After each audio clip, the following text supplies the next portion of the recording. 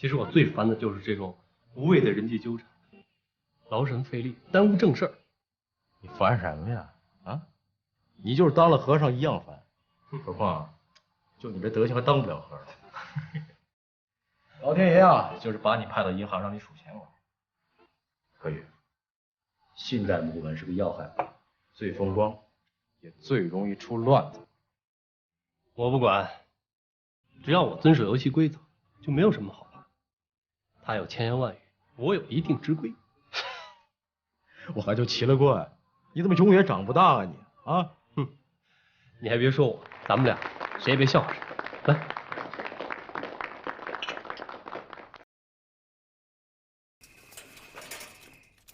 我的小丽，你在哪儿啊？妈妈想你想的心都碎了。妈，女儿想你。妈，小丽，我一定为你们报仇，否则我誓不为人。那真像你那么说的，这孙鹏不就废了吗？我也不知道，大夫说的。王永满这小子下手也太狠了点儿，太不像话了，这不简直就是往死里打。不对，这事蹊跷。孙鹏原本被你拿下，完全没有再打的必要。说的也是。哎，孙鹏这一家现在可惨了。可宇啊，你刚上班就让你撞到这事，还有那位宋先生，那通神秘的电话，我有一个预感，可宇，将来你在利安银行啊遇到的麻烦不会小，你可得注意的。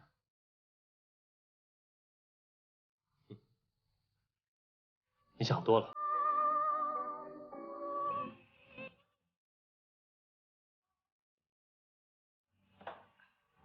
走吧，回去了。着什么急呀？现在还早呢。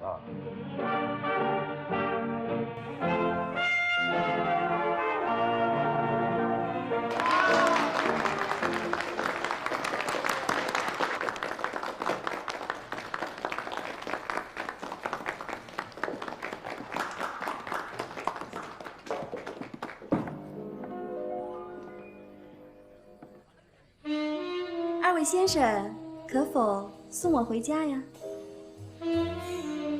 小姐啊，你是要去哪儿啊？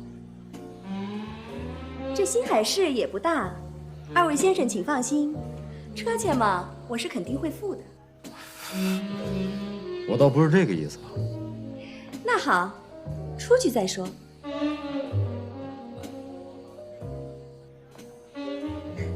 来。啊。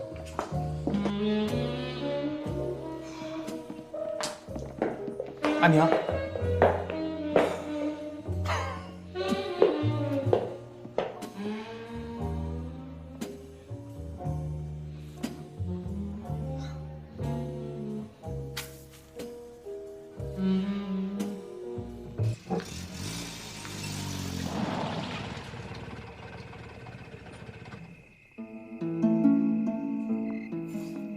小姐，你去哪里啊？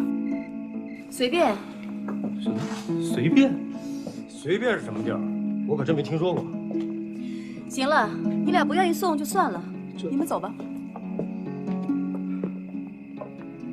那好，再见。拜拜。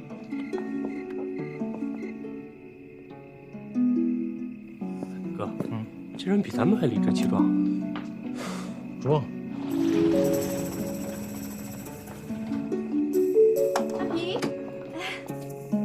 经理姐，怎么是你呀？刚好路过这儿。刚才那两个人你认识啊？什么呀？我是为了躲黄旭升，临时拉个垫背的。黄旭升怎么了？你不知道，他总喜欢在公众场合表达对我的感情，好像我跟他怎么样似的。你知道吗？刚才那两个人在新海市可是不简单的人物。真的？一个是警察局的副局长，一个是利安银行信贷部的主任。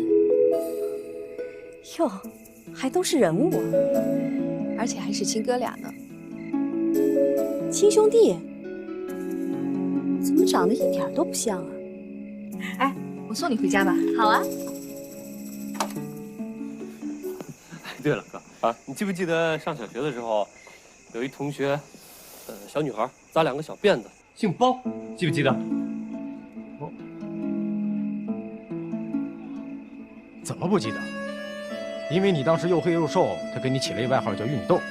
为了报复他，我又给他起了一个外号叫爆米花，是他吧？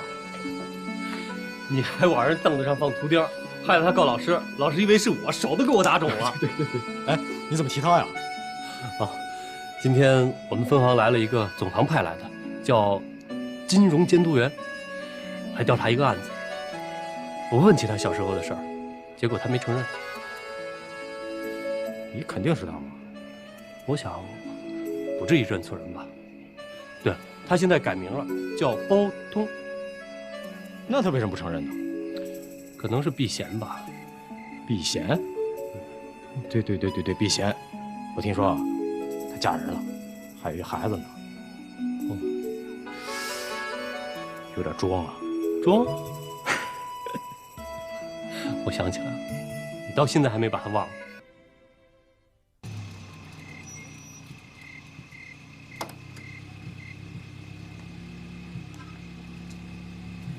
青丽姐，不下来坐会儿吗？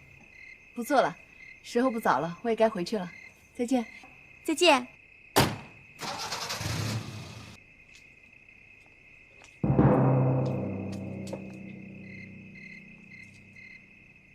哎，怎么又是你呀？你在故意躲着我是吗？笑话，我干嘛要躲你啊？你又不是老虎，还能把我吃了？好，我不跟你对面这些。我说黄旭升，你累不累啊？你究竟想干嘛？我是受伯父之托，我要对你负责任。哼，你以为你是谁呀？啊？谁让你负责了？你负得了责吗？你干什么？你跟我走，我要跟你谈谈。你松手！你给我松手！你再不松手，我可喊非礼了。警察可不认识你是谁。好，可我今天必须要跟你谈一谈。我说了，我累了，我要睡觉。那明天呢？明天再说吧。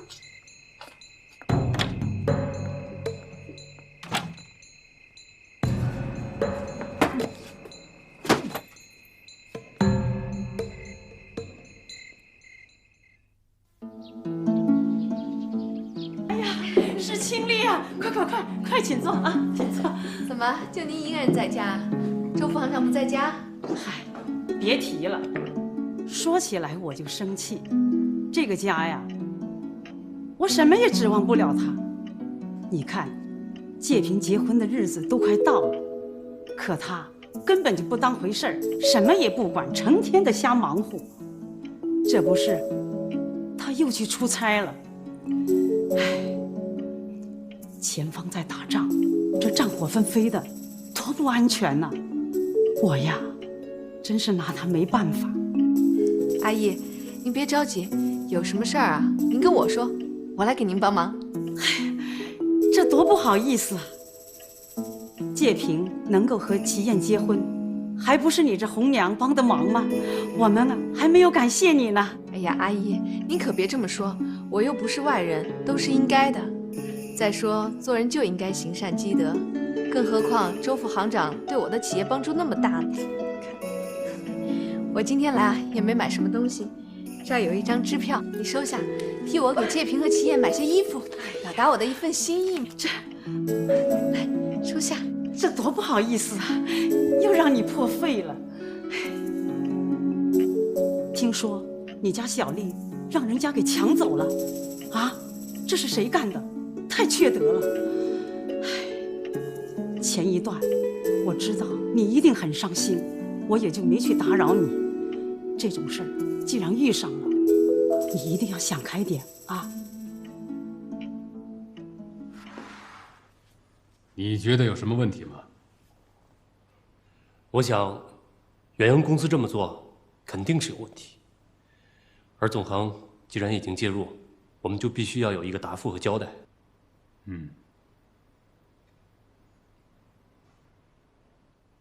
你还没有告诉我总行派谁来的？叫包彤，您认识吗？这个丫头啊，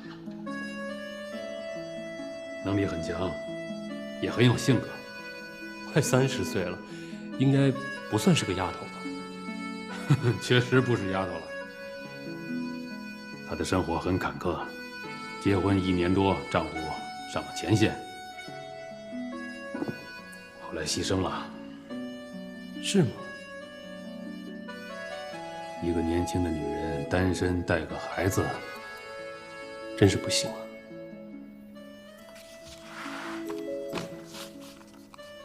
远洋公司的事情，你自行处理，放开手脚，各司其职，各尽其责。可我新来乍到，两眼还是一抹黑啊！谁分管你就找谁。还有什么问题吗？好，那我就去找周副行长。按照总行的规矩，照章办事。不管涉及到什么人，不管问题有多复杂，该怎么处理就怎么办。我明白，李行长。请进。哟，郑主任也在啊？我没打扰你们吧？没有没有。来，再见。有急事吗？你看你事先也不来个电话。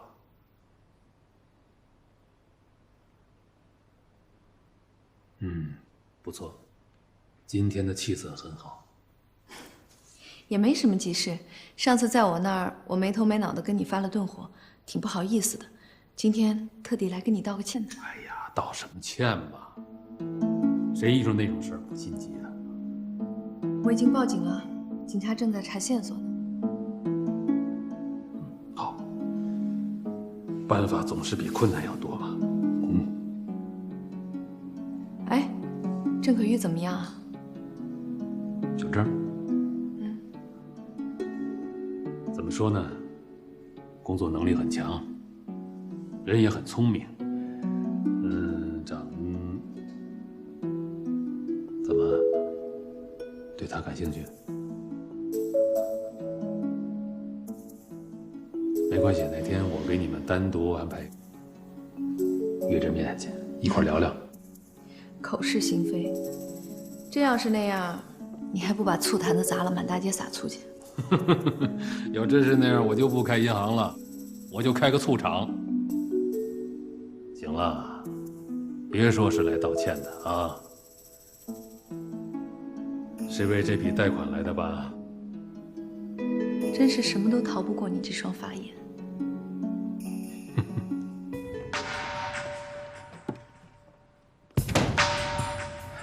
我这2天派人在你家门口守了2天，连个鬼影子都没看到。你除了吃喝嫖赌，你还会干什么啊？你吃枪药了，火气这么大呀？是不是出什么事儿了？当然是出大事儿。远洋公司的事儿露馅儿，看来是包不住。我们分行必须找替罪羊，严小灿就是第一个。严小灿那不是你的人吗？他是谁的人？啊？你再说一遍。我明白了，是我的人，是我的人，行了吧？你呀，没白跟我干这么多年，行啊，啊。我这里有一份自首书，你在上面签个字，然后就回上海。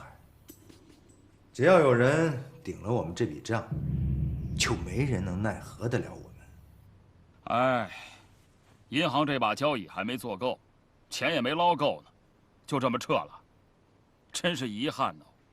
你少废话，别忘了你真正的身份。是，别说签个名当个替罪羊，就是把命献给党国，也没有问题。行了，人签字，签完字立刻在新海消失。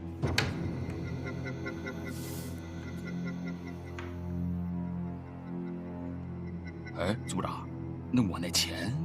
行了行了，你的钱我早给你准备好了，快签吧。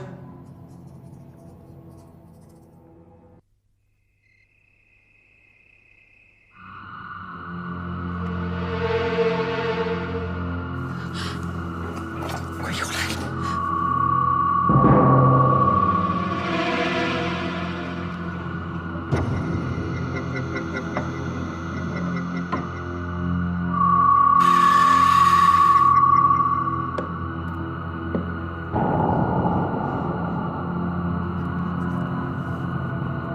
不害怕啊！我明天就去想办法。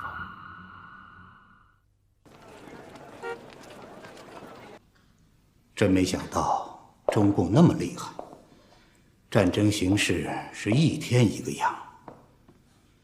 估计老蒋的江山保不住了。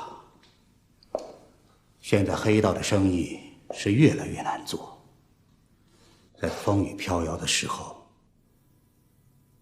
我们要给自己留条后路啊。是啊。现在上上下下就像是世界末日来临了一样，整个政府低落的情绪，就像阴雨天中浮木上的霉菌到处蔓延。就连我们这个远离战争的城市，也有不少银行的客户要把资金转移到海外去。这其中就有不少政府的高官。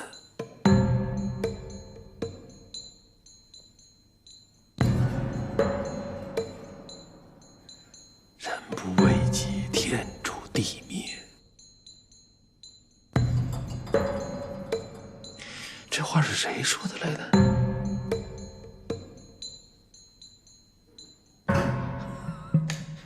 真得好好夸夸他。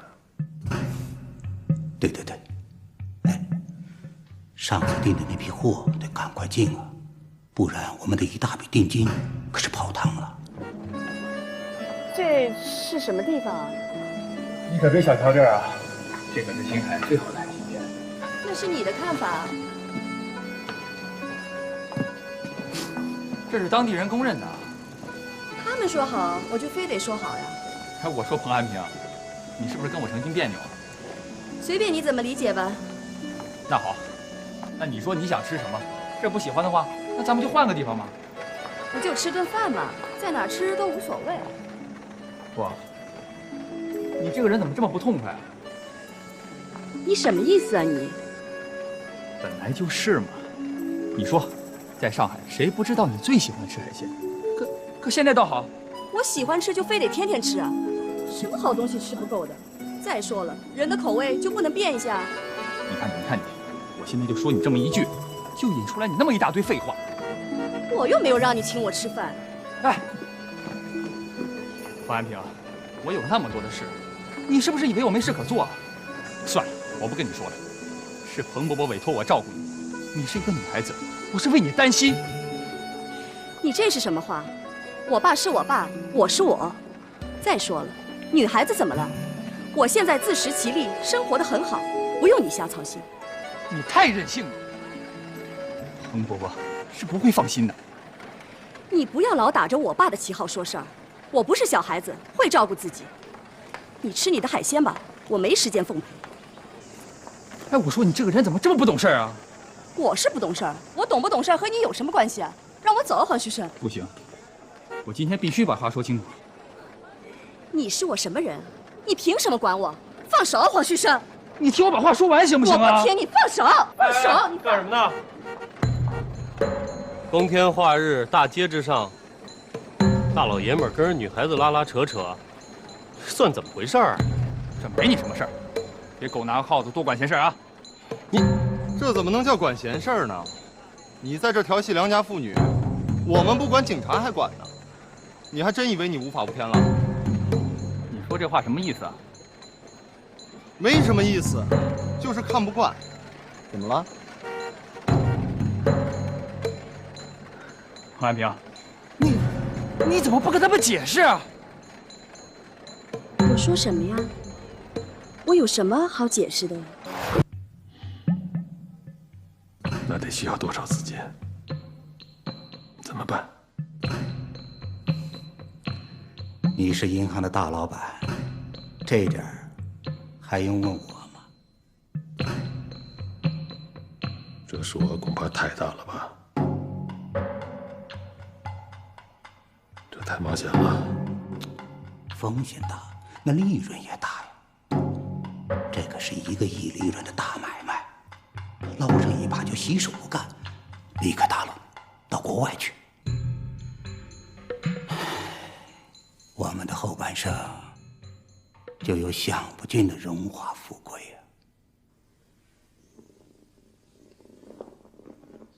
呀。人无远虑，必有近忧。这件事我得好好考虑考虑。哎呀，这事儿怎么办？你倒是拍个板呢。没有钱，那再好的买卖也都成了片儿汤了。我最近总觉得有双眼睛在盯着我，可我一时半会儿又查不出来到底是谁。你可是经历过大风大浪的，就别再疑神疑鬼的了。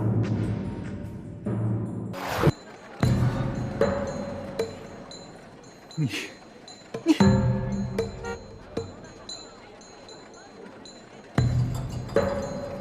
我说这位先生，别自讨没趣儿，多没意思，赶快走吧。是啊，你看你个儿长得挺高，人长得也不难看，可就是脸皮太厚了。哎呀，不好啊，很不好啊！你说谁脸皮厚？你小心我揍你啊！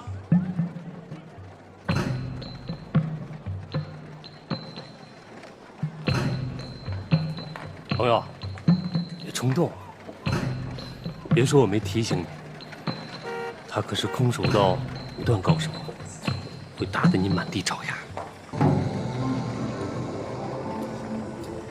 是吗？要不试试？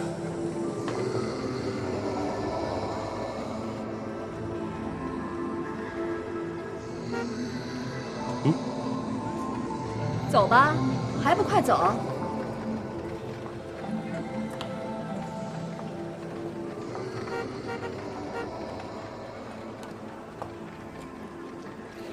快走啊！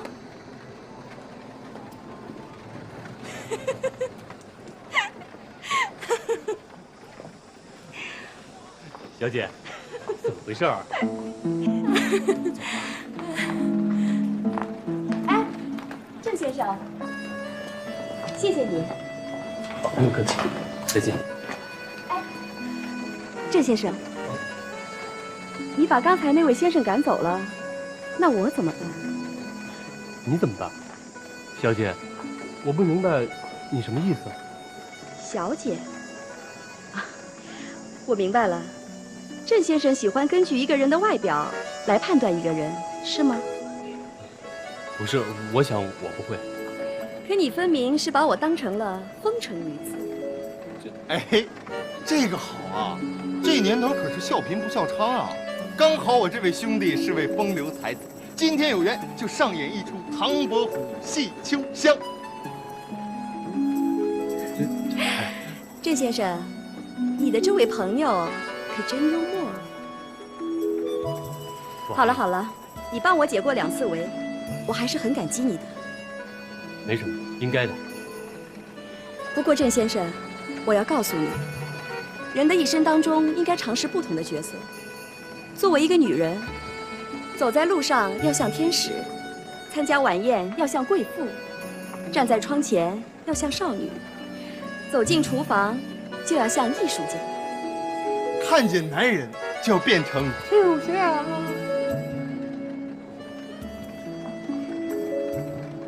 这位先生，我真不知道该如何夸奖你。他再见。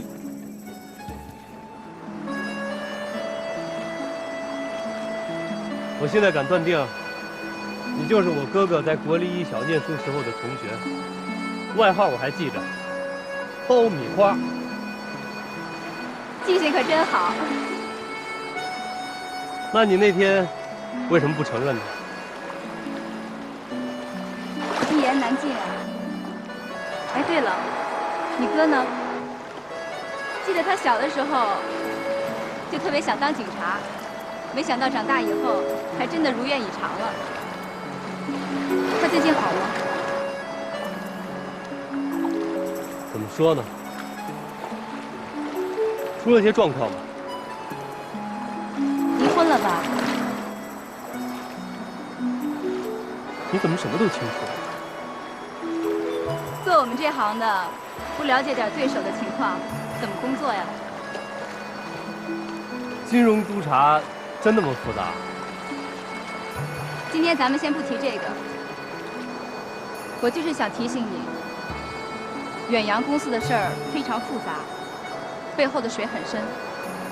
现在的战争形势对国民政府非常不利，很多的达官贵人们纷纷逃往国外，而大量的资金也流失到了海外。作为一个有良心和责任感的中国人，绝对不能够听之任之。所以，我们应该为多灾多难的民族做一点什么。你说呢？我也这么想。你能这么想就好。光阴似箭啊，时间过得真快。没想到我们在这儿见面了。青山不老，海棠依旧。你还像小时候那么漂亮。我哥要知道你来了，一定得高兴疯了。我都老了。什么呀？我觉得你比小时候还漂亮。漂亮什么呀？你忘了，小的时候你们老喊我爆米花。爆米花也是花啊，当然漂亮了。讨厌。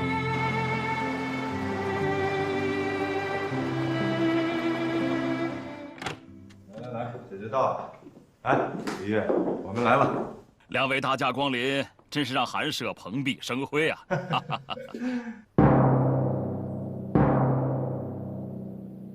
志良，你带我来这是什么意思？哎，咱们不是都说好了吗？以前的事儿算在你跟李玉头上。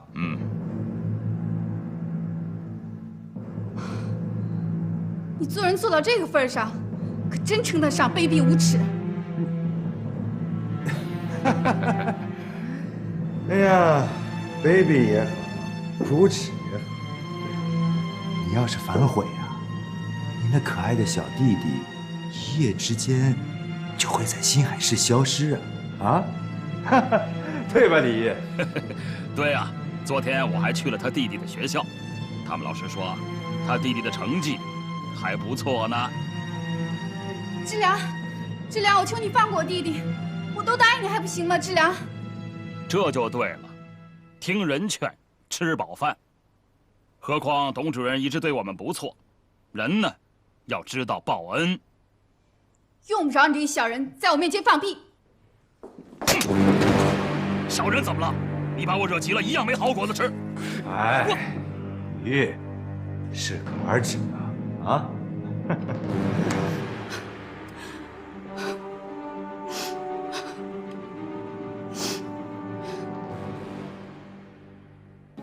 跟大家见面，祝贺祝贺！李行长，李行长，周夫人，诸位，请允许我在这里介绍一下我们分行新来的信贷部主任郑可玉先生。你好，各位领导好。张主任青年才俊，大有作为啊！以后还请各位多多关照啊！哎，好说好说好说。别说在星海了，就是在全省的金融界，像郑主任这样的学历，还真没有几个呀。我们分行啊，在用人上真是敢作敢为啊！厉行长运筹帷幄，慧眼识英才，真是令人钦佩呀！过奖过奖。鄙人以为这一呢，是总行上峰训导有方，啊，二是离不开诸位的支持。哎，哪里客气客气。你们的公子千金，如果啊，李行长，哎，周副行长，难得难得呀！今天是咱们星海市金融巨头的大聚会，一定得合影留个念，肯定能上咱们星海日报的头版头条，好不好？来，大家这边请，这边。来，李行长。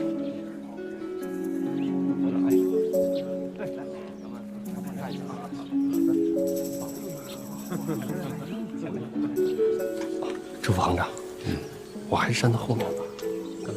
怎么了？这都是金融界的大人物，我站在这儿不合适。什么大人物啊？还不都是从小人物一步步上来的吗？再过多少年呐，说不定这些人还看你的脸色说话呢。哎呦，周副行长，您这是笑话我了，我哪敢那么想啊？乱世出英雄啊！可月，有什么话拍完照再说啊！来，大家准备，我要拍了啊！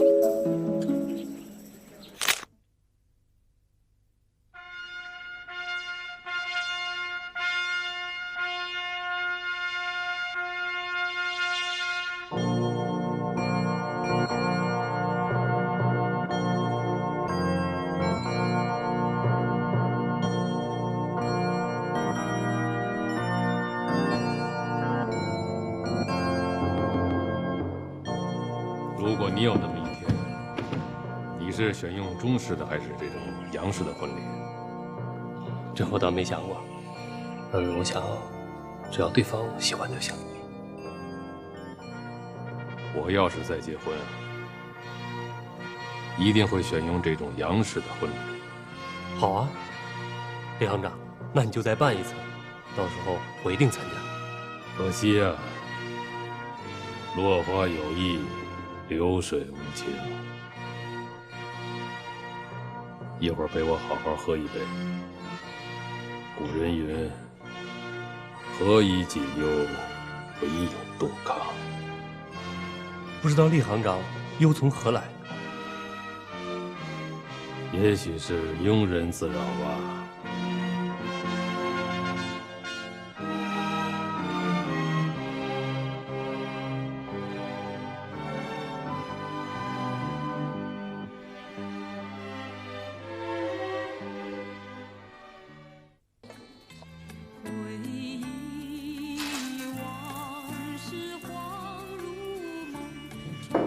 请问童小姐在吗？没看见。谢谢。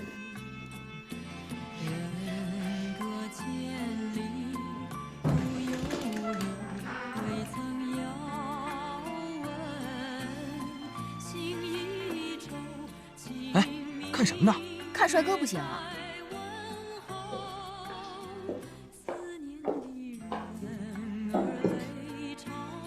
是赵老板，这么巧你也来了？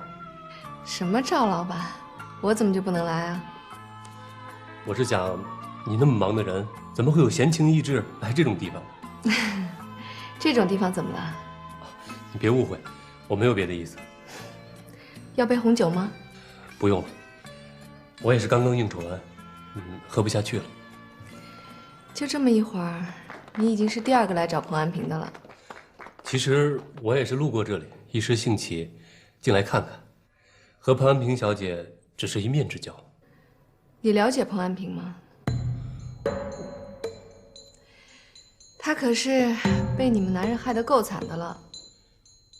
赵老板，我和彭安平仅仅是认识，你说的这些我不明白，但我可以告诉你一点，我不在你说的那些男人之列。很荣幸在这碰到你，晚安。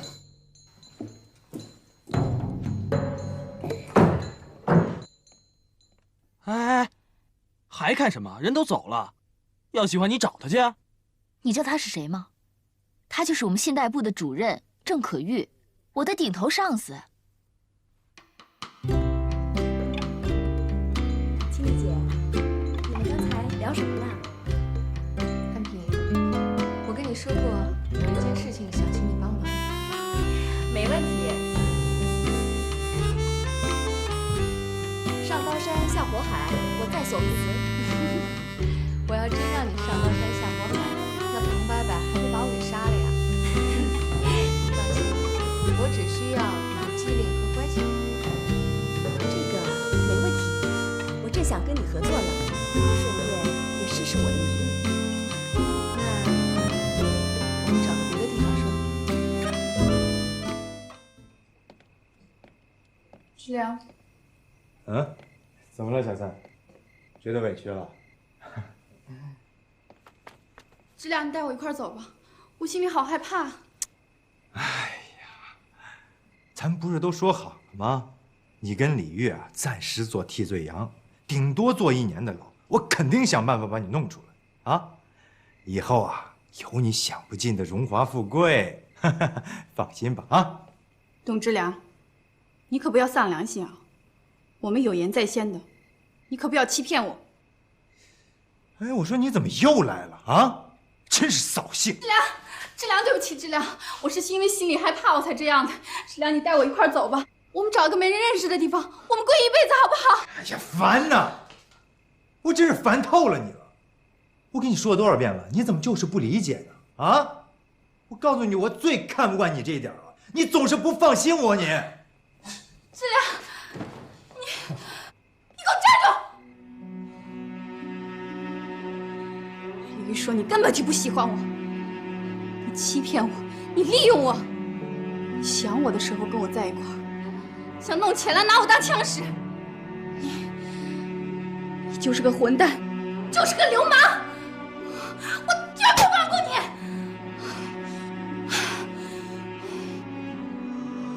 好你个婊子啊！你敢打我？你敢跟我耍横啊？哼，我就是流氓嘛，怎么了？你又是个什么东西？你是什么东西？好啊，你想去告发我是吧？你去呀，去呀！我看看有你的好果子吃没有？我告诉你，跑不了我，也跑不了你，这臭婊子！哼！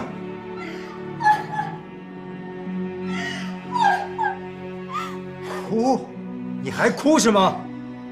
好，你想让你弟弟死你就哭！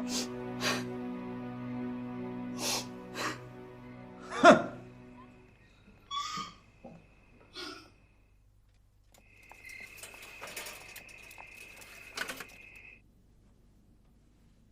我去上海，除了我和你还有孙妈，就没有别人知道了。